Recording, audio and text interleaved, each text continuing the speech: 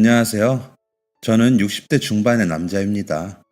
이렇게 글을 쓰는 게 맞나 모르겠네요. 요즘 날씨 때문에 피해를 입으신 분들, 얼른 피해 복구가 되길 바랍니다. 저는 이제 조금 먹고 살만해지고 있다 싶은데, 또 모르죠. 인생이라는 게 어떻게 흘러갈지는 아무도 모르는 거니까요. 그렇죠. 그런 삶이지만 저는 좀 베풀고 살아볼까 합니다. 아니, 갚고 싶다가 맞겠네요. 갑자기 왜 그런 생각을 했냐고요? 큰 계기가 있었거든요. 그래서 그간에는 여러 가지 이유로 갚아야지 하는 마음만 가지고 있었는데 정말 제가 갚아야 할 때가 와버렸더라고요. 이것 또한 깊은 인연이라고 느껴지네요. 우리 안에 생각도 많이 나고요. 저는 장가를 아주 잘 간 사람입니다. 정말 따뜻하고 예쁜 사람과 사랑했고 그 사람과 결혼할 수 있어서 행복했습니다. 너무 착하고 좋은 사람이라 저까지 그렇게 되고 싶다는 생각을 하게 만든 사람이기도 하고요. 그 사람과 부부라는 이름으로 우리가 된 것 자체가 저에겐 행운이었습니다. 그렇게 천사 같은 색시를 얻은 저는 세상이 제 편이라는 생각을 했었습니다. 20대 중반에 저희 지역에서 가장 큰 시장에서 이것저것 나르며 배달 일을 하던 저는 우연히 들른 식당에서 서빙을 하는 여자를 보게 되었습니다. 무뚝뚝한 표정으로 일하고 있었는데 저와 눈이 마주치는 순간 저는 숨이 멎는 줄 알았습니다. 너무 예뻤거든요. 그렇게 예쁜 사람을 저는 그때까지 살면서 처음 보았기에 아름답다는 생각만 했습니다.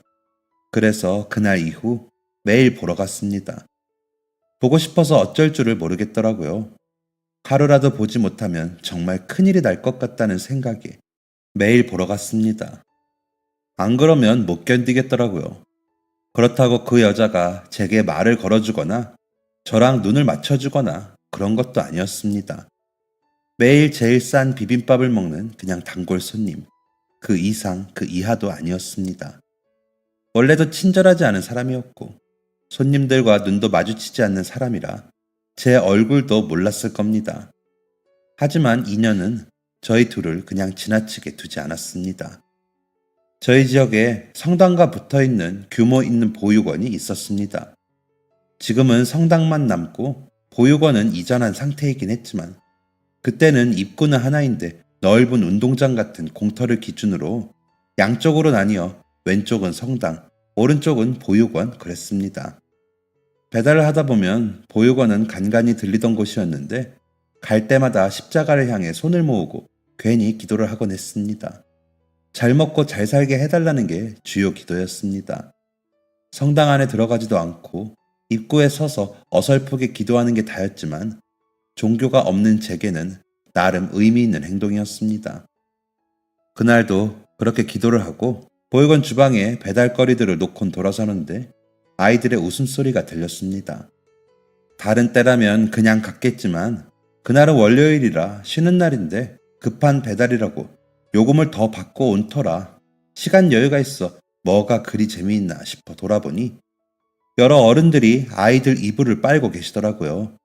커다란 대야에 이불들을 넣고 꾹꾹 밟고 짜고 널고 있었습니다. 아, 봉사하는 사람들이구나. 대단하다. 라고 생각하고 돌아서려는 순간 제 눈에 들어온 한 사람이 있었습니다.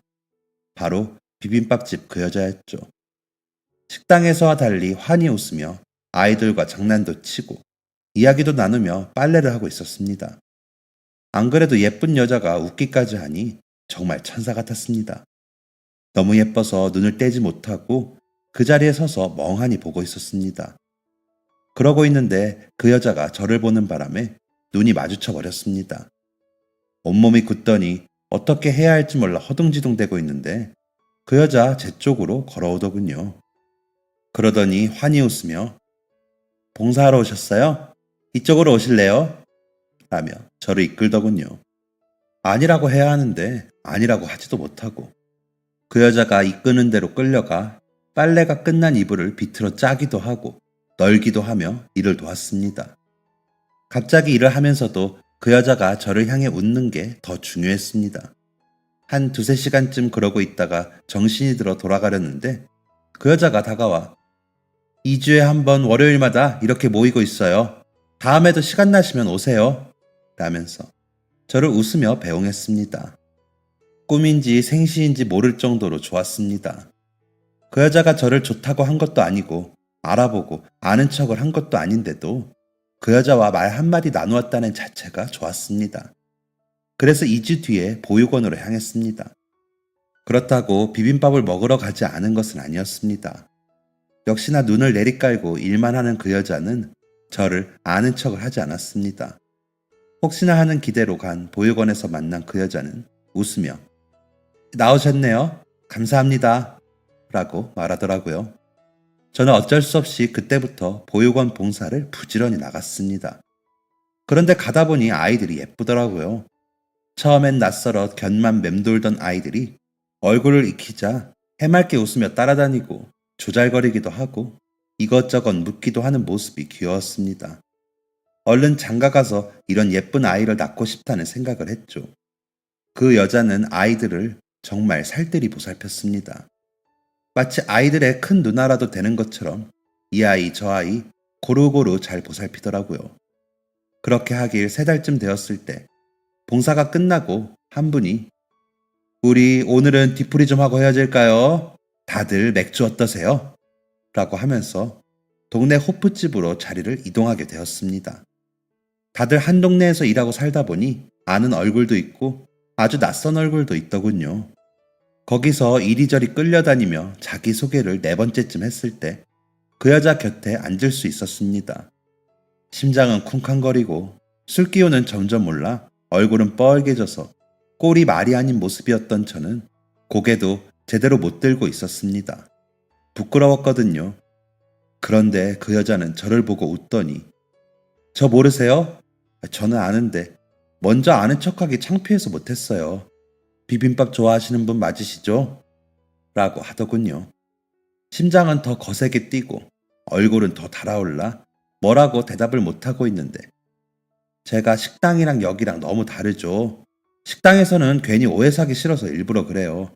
자꾸 오해하시는 손님들이 있어서 식당을 옮겨야 할 때가 있었거든요. 라며 씁쓸한 표정을 지었습니다. 그 여자의 말을 듣고 보니 그 여자의 무뚝뚝한 표정이 이해가 가더라고요. 그래서 고개를 끄덕였습니다. 그러자 제가 좀 가벼워 보이나 봐요. 제 탓이죠. 그런데 여기는 오면 아이들이랑 있다 보니 안 웃을 수가 없어요. 같이 봉사하시는 분들도 모두 점잖으시고 젊은 사람이 저희 둘뿐이잖아요. 처음 오셨을 때 얼마나 반갑던지 라며 까르르 웃더군요. 아마 술에 약간은 취한 것 같아 보였습니다. 하지만 그 여자와 가까이에서 대화를 나눌 수 있는 건 기적처럼 느껴졌기에 그 순간이 끝나지 않기를 바랐습니다. 가난한 농부의 아들로 태어나 군대를 제대하자마자 무작정 서울로 올라와 여기저기 막노동이다 배달이다 여러 일을 전전하다 겨우 정착하기 시작한 시장이었습니다. 가진 돈도 없고 오히려 고향에 남아 계시는 어머니께 돈을 붙여야 하는 형편이라 연애는 꿈도 꾸지 않았거든요. 그러다 그 여자를 만나고 생긴 그 연심은 그저 순수하게 동경의 마음이었습니다. 뭘 어떻게 되길 바라지 않았죠. 그런데 그런 여자와 가까이 앉아 이런저런 이야기를 듣게 된 건 정말 꿈만 같은 일이었습니다. 그 자체만으로 저는 너무 좋았습니다. 하지만 무슨 우여곡절인지 여자는 점점 제게 아는 체를 했습니다. 비빔밥을 먹으러 가면 곁들여 나오는 육수를 큰 사발에다 주고 달걀 프라이도 2개씩 얹어주었습니다. 밥도 배로 많이 주었고요. 무뚝뚝하게 일을 하다가도 저와 눈이 마주치면 씩 웃고는 했습니다. 봉사를 가서도 제 곁에서 일을 하는 그 여자와 저는 점점 많은 대화를 하게 되었습니다. 그 여자도 시골에서 올라왔다는 것, 부모님이 모두 살아계시고 딸 부잣집의 막내딸이라는 것, 부모가 없는 아이들이 너무 안쓰러워 봉사를 시작했다는 것, 남자들이 무대포로 들이대 피하게 되었다는 것, 자신에게 먼저 찝쩍거리지 않은 사람은 내가 처음이라는 것, 그래서 내가 마음에 든다는 것 등등 여러 가지를 알게 되었습니다. 저보다 나이가 3살 많은 그 여자는 그때부터 저를 살뜰히 챙기기 시작했습니다. 서로 어려운 처지인 것을 알았지만 둘이 힘을 합치면 더 나은 미래를 맞이할 거라고. 여자가 저에게 힘을 실어주면서 우리는 연애를 시작했습니다. 쉬는 날이면 가까운 공원에 가 아이스크림도 사 먹고 걸으며 데이트를 했습니다. 서로 뻔히 주머니 사정을 아는지라 비싸고 좋은 장소는 못 갔지만 그저 둘이 함께라면 좋았습니다. 제가 지내는 자취방에서 라면을 끓여 먹어도 마주보고 웃을 수 있었습니다. 그 여자의 집에 가 비빔밥을 해 먹기도 했죠. 그것도 2주에 한 번이나 가능했습니다. 2주에 한 번씩은 봉사를 가서 만났으니까요. 그래도 뭐가 그리 좋은지 우리는 붙어 다녔습니다. 그렇게 2년을 만난 어느 날 여자가 우리 언제 결혼해? 나 이제 30이야 하더군요. 그동안 알뜰히 모은 덕에 둘이 살림을 합칠 방은 구할 수 있었지만 결혼식은 감히 꿈도 못 꾸겠더라고요. 그래서 각자 부모님 올라오시라고 하고 아내가 일하는 식당에서 잔치 음식만 부탁해 해서 식사를 하는 것으로 결혼식을 대신했습니다. 다른 사람들은 부르지도 못하고 같이 봉사하시는 분들만 모셨습니다. 장인어른과 장모님은 제 손을 꼭 붙잡고 우리 미순이 잘 부탁하네 라며 부탁을 하셨습니다. 미리 가서 허락을 받은 것도 아니었는데 그렇게 이야기해 주셔서 너무 감사하더라고요. 보태준 것도 없이 결혼을 하는 막내딸 소갈이 할까봐 그러신 거였겠지만 저에게는 너무 감사한 일이었습니다. 저희 어머니도 아내에게 서로 위하고 살아 그거면 됐다 라며 말씀하시고는 눈물을 닦으셨습니다. 항상 저만 보면 우시는 분이셨거든요. 도시 나가서 힘들게 일하는 아들한테 매달 돈 받는 것도 미안한데 장가 가는데 아무것도 못 해주는 마음이 좋지 않으셨던 겁니다. 저희 누나와 처형들은 그저 잘 살아 라고 말하고는 각자의 부모님을 챙기느라 바빴습니다. 그 사이에서 저와 아내만 신이 났죠. 같이 봉사하시는 분들은 드디어 우리 단체에서도 부부가 맺어졌다며 좋아하셨습니다. 그래서인지 축의금을 많이 주셔서 음식값이랑 장소값을 치르고도 돈이 남았습니다. 그 돈은 보육원 아이들 간식을 사서 보내기로 했습니다. 여전히 경제적으로 힘들었지만 아내와 저는 부부가 되었다는 것만으로 감사하고 기뻤습니다. 그래서 더 열심히 일했고 봉사를 했습니다. 그렇게 둘이 열심히 모으다 보니 5년이 지났을 때는 작은 가게 하나를 얻을 정도가 되었습니다. 물론 시장에서 얻기는 무리였고 시장에서 약간 벗어났지만 초등학교와 시장 사이 중간 정도 되는 자리에 점포를 얻을 수 있겠더라고요. 오가는 인원이 시장보다는 적었지만 잘만 하면 아이들이 들러 먹을 수도 있고 시장에 오가는 사람들도 올 수 있는 그런 위치였습니다. 테이블을 4인이 앉을 수 있는 5개 정도 놓고 벽에 혼자 앉을 수 있는 선반을 두어 손님이 꽉 차면 26명 정도 앉을 수 있는 곳이었습니다. 아내는 떡볶이 가게를 열자고 했습니다. 김밥이랑 튀김, 라면 같은 걸 팔면서 제가 배달도 다니고 같이 일을 하면 금방 잘 될 거라면서 우리 너무 부자 되면 어쩌지? 라고 웃는 아내의 얼굴이 좋았습니다. 항상 웃으며 저에게 힘을 주는 사람이었으니까요. 그렇게 우리는 분식집을 열었습니다. 음식을 조금씩 담아 시장에 돌리며 식사 때 시켜주시라고 홍보도 하고 일부러 초등학교 앞에 가 종이컵에 담은 떡볶이를 돌리기도 했습니다. 먹으러 오라고요. 홍보가 먹혔는지 조금씩 알려진 가게는 손님이 점차 늘기 시작했습니다. 배달 손님도 많았습니다. 매일 아침 일찍 재료를 사서 손질을 하고 음식을 만들어 점심 장사를 하고 초등학생들 하교 시간에 장사를 하고 저녁에 마무리를 할 때면 다리가 퉁퉁 부어 몸이 녹초가 되곤 했습니다. 그런데도 다음 날을 위해 가게 청소를 하고 정리를 하면 피곤해서 저녁밥도 먹기 싫었습니다. 남은 떡볶이나 김밥으로 끼니를 때우는 날도 많았죠. 그래도 좋았습니다. 아내와 함께라면 그저 좋았습니다. 그 와중에도 아내는 봉사를 꾸준히 다녔습니다. 가게를 매일 열어야 하는 상황이라 아내가 보육원 아이들 저녁 준비하러 봉사를 가는 날에는 제가 혼자서 오후 장사를 하곤 했습니다. 그러느라 저는 봉사를 가지 못했죠. 원래도 아내가 봉사를 더 열심히 했으니 아내가 대표로 다녀오는 걸로 정했던 거죠. 아내는 힘들어하면서도 봉사를 다녀오면 얼굴색이 달라지곤 했습니다. 마음이 착한 사람이라 그런지 착한 일을 하고 오면 표정이 더 좋더라고요. 아내가 없는 동안 저는 더 힘들긴 했지만 아내가 그렇게 좋아하니 저까지 기분이 좋았습니다. 그런 아내를 닮은 아이 하나만 생기면 더할 나위 없이 좋겠다는 생각을 했습니다. 형편이 어렵긴 했지만 아내와 저와의 결실이 생기면 얼마나 좋을까 하는 생각이었죠. 워낙 아이들을 좋아하는 아내라 아이들을 잘 키울 거라는 생각을 했습니다. 그러던 어느 날 아내가 여보, 나 몸이 좀 이상한 것 같아요. 병원에 가봐야겠어요. 라더니 아침에 재료 준비를 마치고 나갔습니다. 저는 아내가 많이 아플까봐 걱정을 하면서도 가게 문을 닫을 수 없어 지키고 있었죠. 가끔 아침을 못 먹은 이모, 삼촌들이 라면이라도 시킬 때가 있었거든요. 병원에 다녀온 아내는 눈이 뻘개져서 들어왔습니다. 무슨 일이 났나 싶어. 왜 그래? 무슨 일이야? 어디 많이 안 좋아? 하고 물었더니 나 뭐 달라진 거 없어? 요즘 나 살도 좀 찌고 배도 좀 나오고 잠이 모자라서 힘들었잖아요. 난 피곤해서 그런가 싶었는데 임신이래요. 5개월 됐대요. 라더니 환히 웃는 아내를 와락 안아주었습니다. 그간 서로 말은 안 했지만 아내도 아이가 생기지 않아 소가리를 했었는지 제품에 안겨 엉엉 울었습니다. 그날부터 저는 아내의 일을 덜어주기 위해 더 열심히 일했습니다.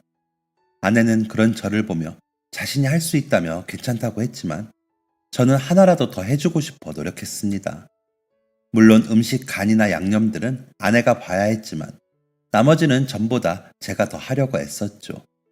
아내가 30대 중반의 한 임신이다 보니 병원에서도 조심하라고 하셨다고 하더라고요. 아무래도 요즘보다 노산의 기준이 더 낮았던 만큼 아내의 상태를 더 살폈어야 했습니다. 임신을 알고 얼마 뒤부터 아내의 배는 점점 부풀었습니다. 저렇게 커져도 되나 싶을 만큼 커지더라고요. 얼마나 큰 녀석이 나오려고 저러나 싶었죠. 하지만 그건 좋은 징조가 아니었습니다. 병원에서는 임신 중독증이라며 좀 쉬는 게 좋다고 하더군요. 그래서 저는 혼자 해볼 테니 집에서 좀 쉬라며 아내를 가게에 나오지 못하게 했습니다. 그런데도 아내는 봉사를 빼놓지 않고 다니면서 이렇게 착하게 봉사도 했으니까 아이도 건강하게 잘 낳을 거예요. 라며 웃곤 했습니다. 제가 혼자 가게 일을 보고 난 후 아내의 몸 상태는 조금은 호전되는 듯 보였습니다. 머리가 아프다며 알아 누워있기도 하고 소화를 못 시켜 헛구역질을 하기도 했지만 그래도 저를 보면 웃어주려고 노력하는 아내가 너무 안쓰러웠습니다. 아이가 얼른 태어나 아내가 좀 편해지면 좋겠다는 생각뿐이었습니다. 그러다 가게 정리를 마치고 집으로 가보니 아내가 배를 붙잡고 아파하고 있는 것을 보았습니다. 제가 들어가자 아내는 진통이 시작됐나 봐요. 저기 짐가방 싸놓은 것 좀 챙겨요. 라며 웃더라고요. 아내를 부축해 병원으로 가는 내내 마음을 졸였습니다. 아내가 너무 아파했거든요. 택시를 타기도 애매한 거리의 병원을 둘이 손을 잡고 걷다가 쉬다가 하며 겨우겨우 도착했습니다. 당직인 간호사 선생님이 진통이 몇 분 간격으로 있어요? 라고 물었지만 무슨 소리인지 몰라 모르겠어요. 아프대요. 간호사님 제발 저희 아내 좀 살려주세요. 라며 애원했습니다. 간호사는 아내를 바퀴 달린 침대에 눕히더니 분만실로 데리고 갔습니다. 의사 선생님이 따라 들어가시고 분주한 소리가 나더니 간호사 선생님이 다시 나오셔서는 진통 간격이 1분이라 곧 아이가 나올 것 같은데 산모님이 자꾸 기절을 하세요. 혹시 모르니까 자리 비우지 마시고 여기 꼭 계세요. 라며 다급하게 다시 분만실로 들어가셨습니다. 시간이 얼마나 흘렀는지는 모르겠지만 저는 입이 마르고 속이 타서 발만 동동 구르고 있었습니다. 아내의 비명소리가 들리고 소리치는 의사 선생님과 간호사 선생님들의 움직임에 뭔가 잘못되고 있는 건 아닌지 걱정이 들었습니다. 차라리 제가 진통을 할 수 있다면 좋겠다는 생각을 하고 기다렸습니다. 그러다 이내 아이 울음소리가 들렸습니다. 얼마 뒤 간호사 선생님이 싸개에 둘둘 쌓인 아이를 데리고 나와 제게 안겨주며 공주님이에요. 너무 난산이라 엄마가 고생하셨어요. 지금 처치 중이고 곧 분만실에서 나오시면 만날 수 있어요. 라는 말에 안심이 되었습니다. 아이는 한눈에 아내를 닮은 걸 알았습니다. 피부도 하얗고 눈, 코, 입이 다 큼직한 게 아내와 꼭 닮아 있었습니다. 그런 아이에게 안녕, 내가 네 아빠다. 잘 나왔어. 앞으로 잘 부탁해. 라고 인사를 하고 다시 간호사 선생님께 안겨드리는 순간 분만실에서 의사 선생님이 나오시더니 아내분이 지금 혈압이 급격하게 떨어지고 호흡이 불균형하세요. 아무래도 빨리 큰 병원으로 가야겠어요. 간호사, 구급차 불러요. 라며 소리치셨습니다. 아내를 다시 만나기만을 기다렸는데 이게 무슨 소리인가 싶어 멍하니 있는데 분만실 앞에서는 급하게 움직이는 소리만 들리고 의사 선생님과 간호사 선생님들은 더 분주히 움직이셨습니다. 무서웠습니다. 구급차가 도착했고 저는 실려가는 아내 곁에 따라 탔습니다. 아내는 산소 호흡기를 매달고 있었고 아이를 낳기 전보다 더 퉁퉁 부은 얼굴로 눈도 뜨지 못한 채 누워 있었습니다. 그런 아내의 손을 꼭 잡았지만 아내는 제 손을 잡지 못했습니다. 아내의 손은 손가락 하나하나 안 부은 곳이 없었습니다. 그런 아내 곁에서 제가 할 수 있는 일은 아내 손을 잡고 눈물을 흘리며 기도하는 일뿐이었습니다. 지역에서 가장 큰 병원의 응급실에 도착한 아내는 여러 사람들의 손에 이끌려 다급하게 여러 처치를 받았습니다. 저는 그런 아내가 얼른 깨어나 아이를 보러 가기만을 기다리며 처치 받는 모습을 지켜볼 뿐이었습니다.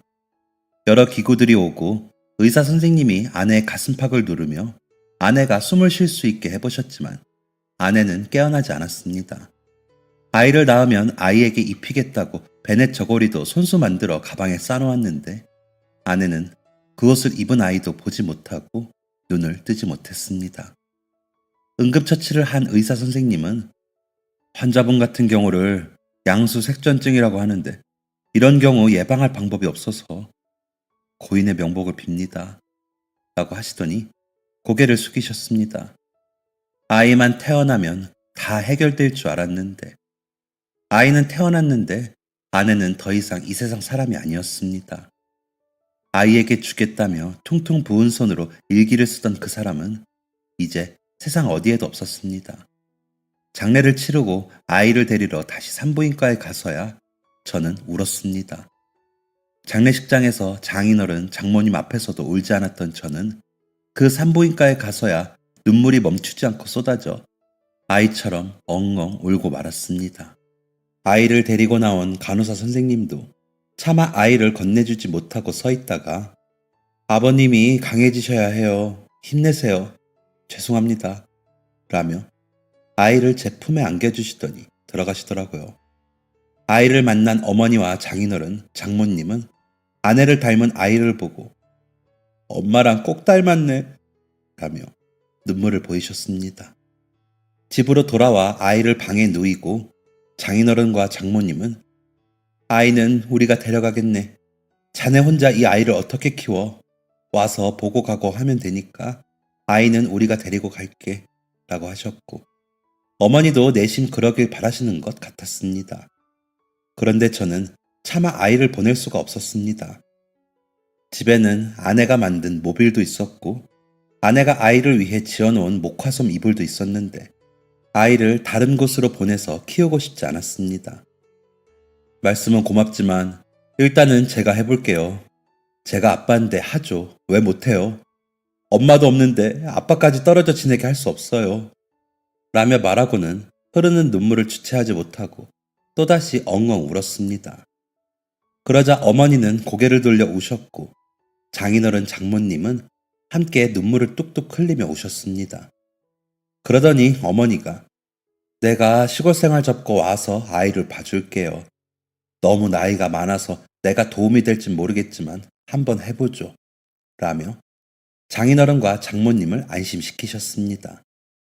그제야 고개를 끄덕이신 장인어른과 장모님은 그럼 우리가 자주 와볼게 라며 내려가셨고 어머니는 내가 일단 집에 가서 정리 좀 해놓고 올 테니까 그때까지만 좀 혼자 고생하고 있어.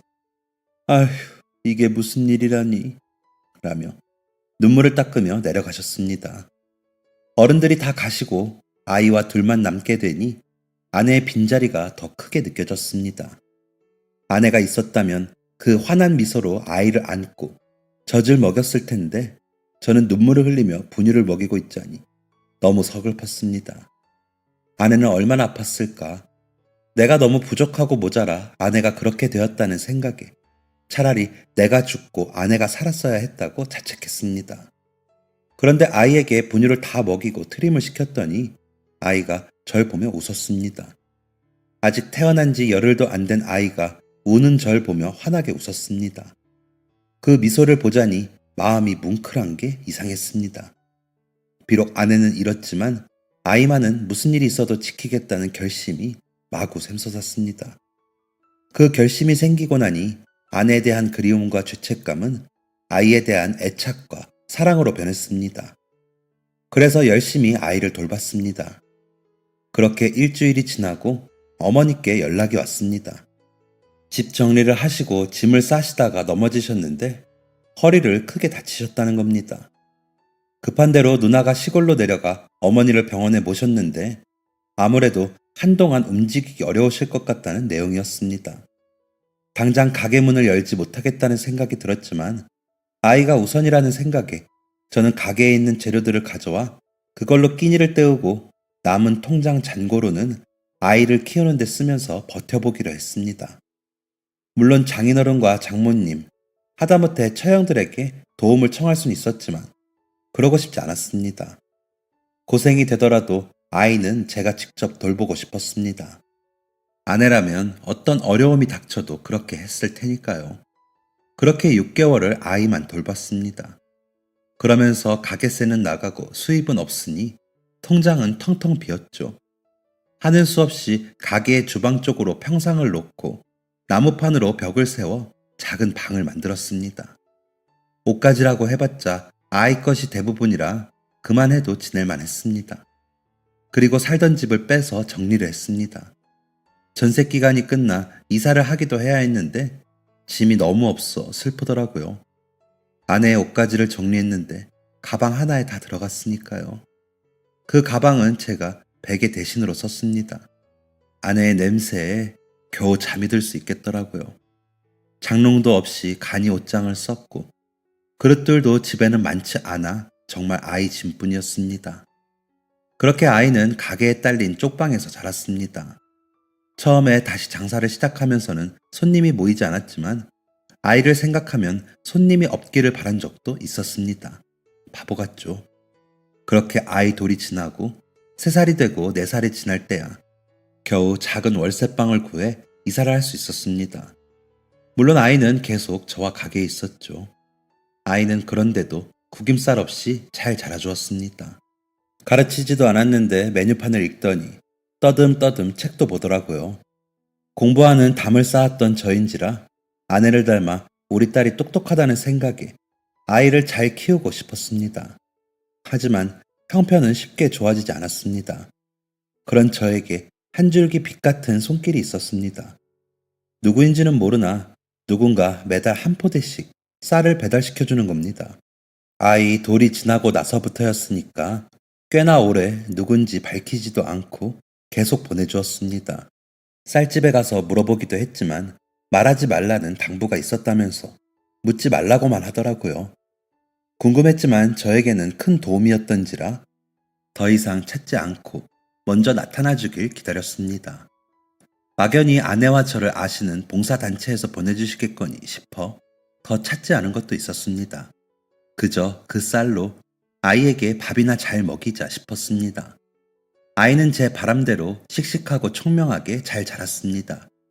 특별히 뭘 가르치거나 해준 게 없는데도 어찌나 총명한지 동네에서 소문이 날 정도였습니다.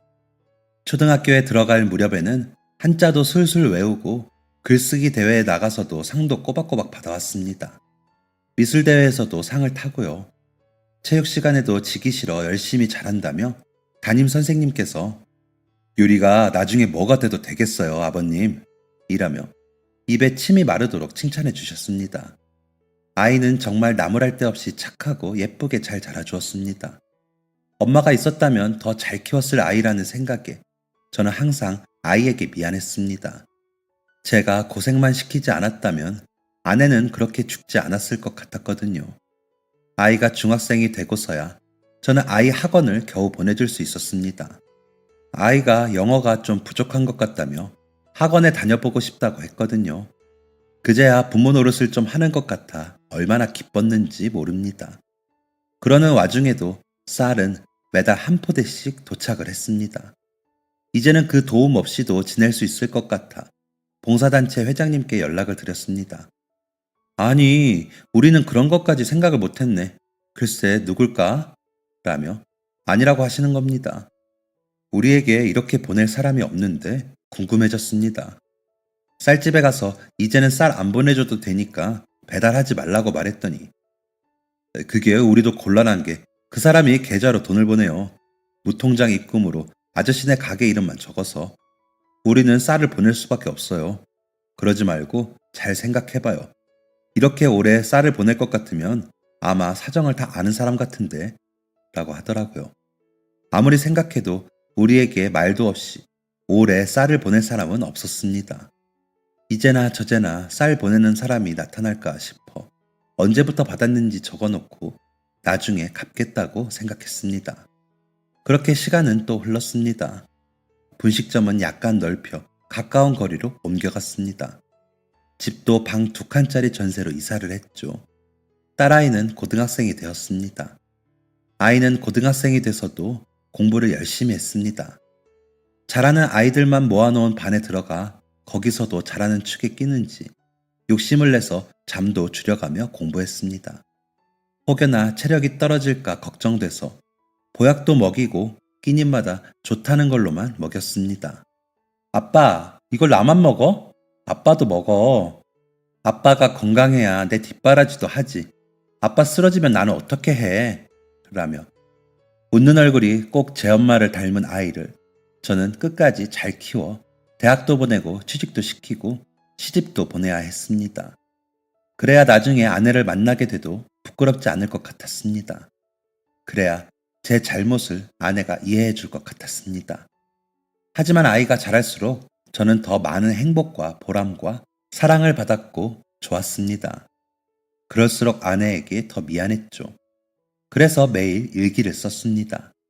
나중에 제 생이 끝나면 같이 화장해달라고 하려고요. 그렇게 가져가서 아내에게 나 역시 마음이 편치 않았다는 걸 알려주려고 했습니다. 그런데 끝내 마음에 걸리는 건 쌀이었습니다. 가게를 이전했는데도 꼬박꼬박 날짜도 어기지 않고 도착했거든요. 누군지 알아야 보답을 하던 감사 인사를 하던 할 텐데 도대체 누군지 떠오르지가 않았습니다. 감사히 먹을 때는 잘 몰랐는데 여유가 생기고 나니 더 궁금해지더군요. 갚을 능력이 되는데 갚을 길이 없다 보니 더 조바심이 나더라고요. 그럼에도 섣불리 행동할 수 없어 기다리는 수밖에 없었습니다. 딸아이가 아빠가 모르게 누구 돕고 잊어버린 거 아니야? 그 사람은 그게 고마워서 보낼 수도 있잖아요. 기다려봐요. 나타날 거야. 라고 말하는데 그 말도 일리가 있더라고요. 그래서 좀 더 지켜보기로 했습니다. 그 감사한 쌀로 우리 딸에게 맛있는 밥을 지으면서요. 우리 딸은 그분이 보내주신 쌀로 지은 밥으로 키운 애이다 보니 아이가 건강하고 똑똑한 것도 다 그 덕분인 것 같아 더 감사하다는 마음을 갖기로 딸아이와 약속했거든요. 아이도 자신이 나중에 돈을 벌면 누군가 돕는 일부터 하겠다고 말할 정도로 저희 부녀는 그분의 감사함을 항상 마음속에 품고 있었습니다. 딸아이의 고등학교 시절은 정말 정신없이 흘렀습니다. 입시 공부를 하는 기간이다 보니 항상 급박했죠. 그래서인지 시간은 순식간에 흐른 것처럼 흘렀습니다. 그리고 아이는 마침내 본인이 원하는 대학에 원하는 과에 입학하게 되었습니다. 아이가 다니던 고등학교에서 붙인 현수막에 적힌 딸아이의 이름이 자랑스러워 사진으로 찍었습니다. 그리고 사진으로 뽑아서는 제 일기에 붙였습니다. 나중에 아내에게 보여주려고요. 아내는 알아보지도 못한 예쁘고 착한 우리 딸이 이렇게 훌륭한 대학생이 된 순간을 빠짐없이 보여주고 싶었거든요. 저는 그저 아내 대신 아이를 돌보는 사람이라는 심정으로 모든 걸 기록하고 사진을 찍었습니다. 딸은 그런 저에게 아빠, 엄마도 하늘나라에서 다 봐. 뭘 그렇게 해? 라면서도 사진 속에 제 엄마의 얼굴을 눈에 담고 또 담는 걸 봤습니다. 엄마가 없어 외롭고 서러운 날들이 분명 있었을 텐데도 저에게 한 번도 표하지 않고 잘 자라 명문대생이 된 딸이 자랑스럽습니다. 고맙기도 하고요. 그렇게 아이가 대학에 진학하고 얼마 지나지 않아 쌀이 오지 않기 시작했습니다. 누군지 알지도 못했는데 쌀이 오지 않으니 당황스러웠습니다. 그래서 쌀가게에 가서 물으니 안 그래도 여기 이거 봐. 한 번도 이름이 찍힌 적이 없었는데 이렇게 이기석이라고 적혀있지? 아는 이름이야? 이걸 끝으로 돈이 안 들어와 라고 하더군요. 하지만 아무리 되뇌어봐도 저는 모르는 이름이었습니다. 그래서 봉사단체 회장님께 여쭤보니 이기석? 어디서 들어봤는데? 아, 기석인가 보다. 맞아. 철순 씨 봉사 못 나올 때 미순 씨가 유난히 챙기던 고등학생 남자애가 기석이었어. 보육원 수녀님께 여쭤보면 되겠네. 라고 하시더라고요. 드디어 쌀을 보내준 고마운 사람을 찾았다는 생각에 가슴이 두근거렸습니다. 보육원으로 가 원장 수녀님께 여쭈어보며 근황을 아시는지 물었습니다. 그러자 굉장히 슬픈 표정으로 안드로는 얼마 전에 하나님의 곁으로 갔습니다. 라고 이야기하시더군요. 머리가 쭈뼛 서고 가슴이 쿵 하고 내려앉는 느낌이었습니다. 혹시 가족분들을 만나볼 수 있을까요? 꼭 만나야 합니다. 라며 겨우 정신을 붙들고 물었습니다. 그 사람이 없다면 그 가족에게라도 감사 인사를 해야 했습니다. 여기서 같이 자란 율리아나와 결혼을 했어요. 그리고 아들을 낳고 살다가 그만. 율리아나에게 연락해보고 제가 다시 연락드릴게요. 라고 하시더라고요. 그리고 다음날 그 가족들이 만나보고 싶다고 하셨다는 연락을 받고 다음 쉬는 날 딸아이와 함께 그 집으로 향했습니다. 과일 바구니와 그간 받은 쌀값에는 훨씬 못 미치지만 얼마의 돈을 챙겨갔습니다. 조의금이라도 하고 싶었거든요. 주소에 적힌 대로 가 도착해 계세요? 하고 물으니 초등학교 5, 6학년 정도 되어 보이는 남자아이 하나가 나와보더니 엄마! 손님 오셨어요! 하고 소리를 치더니 문을 열어주었습니다. 문 안으로 들어서는데 반지하에 주방과 방 하나가 딸린 집에 살고 계시더라고요. 한 여자분이 오셨어요? 감사분식에서 오신 거죠? 라고 말을 하는데 20년 전 저를 보는 것 같다는 생각을 했습니다. 아픔에서 벗어나지 못해 슬픔이 가득한 얼굴이었거든요. 절망에 가까운 슬픔 속에서 겨우 버티고 있다는 느낌을 받았기에 저는 집 안으로 발을 들여놓기가 조심스러웠습니다. 딸아이는 그런 채 마음을 읽은 건지 제 어깨를 감싸며 안으로 천천히 인도해 주었습니다. 여자분의 안내대로 방에 마주보고 앉아 뭐라고 해야 할지 모르겠어서 당황하고 있는데 아이 아빠가 쌀을 계속 보냈죠?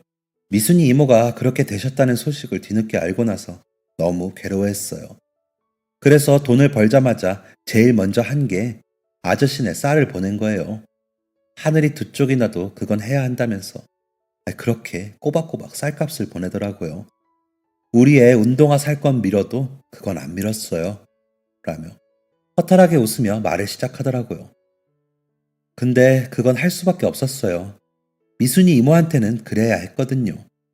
기석이가 고등학교 때 유난히 왕따를 심하게 당했어요. 애가 여리고 순한데 부모가 없으니 학교에서 애들이 엄청 괴롭혔거든요. 그런데 그걸 미순이 이모가 알아보고 기석이 잘못될까봐 엄청 챙겼어요. 아시는지 모르겠지만 학교로 쫓아도 가시고 걔들 부모 만나서 따져주고 기석이는 아마 미순이 이모 아니었으면 더 일찍 나쁜 생각 먹고 해서 안 되는 선택을 했을 거예요. 라더니 눈물을 닦더군요. 미순이 이모가 그렇게 적극적으로 나서줘서 학교 일이 어느 정도 해결이 되고 기석이는 그때야 좀 정상적으로 생활을 할 수 있게 되었어요. 그래서 미순이 이모 오시는 날마다 아기 태어나면 보여달라며 그렇게 좋아했었는데 이모 그렇게 되시고 정말 괴로워했어요. 자기가 할 수 있는 게 없다면서 며칠을 울었거든요. 그러다 저희 독립하는 시기 돼서 졸업도 하기 전에 나가더니 공사장으로 일 다닌다고 하더라고요. 그러더니 미순이 이모 딸한테 쌀 보냈다면서 엄청 좋아하더라고요. 기석이는 다른 취미도 없이 돈 벌어서 매달 그 쌀 보내는 재미에 살았어요. 물론 보시다시피 저희 형편도 안 좋지만 그것까지 못하게 할 수가 없더라고요. 라고 말하고 여자분은 한동안 눈물을 흘렸습니다. 저와 딸아이도 함께 눈물을 흘리며 조용히 기다렸습니다. 그러다가 한 4개월 전쯤에 공사장에서 떨어져서 다리를 다쳤어요. 상처가 꽤 깊어 소장님이 돈 주면서 치료받으라고 할 정도로요. 그런데도 쉬지를 않고 일을 가더라고요. 라고 하더니 숨이 가빠진 여자분은 다시 천천히 숨을 고르고 말을 했습니다. 저는 걱정되니까 일 가지 말고 좀 쉬라고 했더니 웃으면서 저한테 돈을 주고 쌀값 좀 보내달라고 하더라고요. 그래서 저는 당연히 기석이 이름으로 보내는 줄 알고 그렇게 했어요. 그러더니 그날 저녁에 와서 너무 피곤하다고 너무 졸리다 하면서 돌아 누웠는데 그 길로 못 일어났어요. 응급실에서는 상처가 깊어서 폐혈증이 왔다고 왜 이 상태가 될 때까지 병원에 안 왔냐고 하더라고요. 바보 같은 게 은혜 갚을 줄만 알고 제 몸은 보살필 줄 몰랐던 거예요. 저랑 애는 어떻게 하라고 하면서 우는데 저와 딸아이도 흑흑 소리를 내며 울어버렸습니다. 그동안 우리가 먹은 그 감사한 쌀이 이 가정에는 어느 금덩이 못지않은 가치를 지닌 것을 알았기에 그 감사함이 몇 배로 더 크게 느껴져 어떻게 해야 할지 모르겠더라고요. 이제라도 알았으니 그 감사함을 돌려드릴 차례였습니다. 저기 이런 말 어떻게 들릴지 모르겠지만 제가 아이 크는 동안 돈을 좀 보낼게요. 저희도 형편이 나아졌지만 다 책임질 만큼은 아니라 한 달에 60만 원씩은 보낼 수 있을 것 같아요. 라고 말을 했습니다. 제 말을 들은 여자분은 눈이 커다랗게 되었다가 다시 눈물을 흘리며 너무 감사하지만 제가 어떻게? 라고 하기에 보내주신 쌀 덕에 우리 딸이 이렇게 잘 자랐고 명문대도 갔어요. 다 기석씨의 정성 덕분이죠. 이제는 제가 갚을게요. 저는 형편이 더 나을 때 갚는 거니 부담 갖지 마세요. 더 도움이 못 되어 죄송합니다. 라고 말하는데 딸아이가 제 손을 꼭 잡더니 웃었습니다. 아이가 웃는 그 얼굴을 보자니 아내가 칭찬해주는 것 같아 기분이 좋아졌습니다. 과일 바구니와 가져간 돈을 드리고 돌아서 나오는 발걸음이 가벼웠습니다. 딸은 아빠 진짜 멋있어 라며 웃는데 아빠가 아니고 엄마가 멋있지. 아까 들었지? 그 덕을 너랑 아빠가 봤으니 아빠가 다시 갚는 게 맞지. 그 은혜를 어떻게 다 갚겠니? 라고 답했습니다. 그러곤 아내가 너무 보고 싶어 눈물이 나더라고요. 그리고 그 다음 날부터 기석씨네 집으로 매달 돈을 보냈습니다. 약속대로 60만 원씩 보낼 때도 있고 여유가 되면 더 보낼 때도 있었죠. 기석씨처럼 저도 그 낙으로 취미삼아 일을 했습니다. 딸아이 등록금은 장학금을 타더라고요. 기석씨 아내분도 열심히 사시더라고요. 그러더니 그 아들도 저희 아이와 같은 대학에 얼마 전 입학을 하고 다니는 중입니다.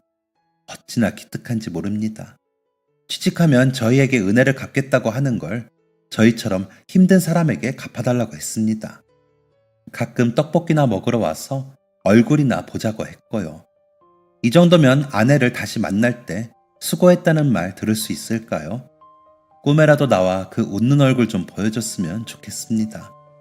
글을 쓰면서도 아내가 보고 싶어 눈물만 나네요. 아내가 무척 그리운 밤입니다.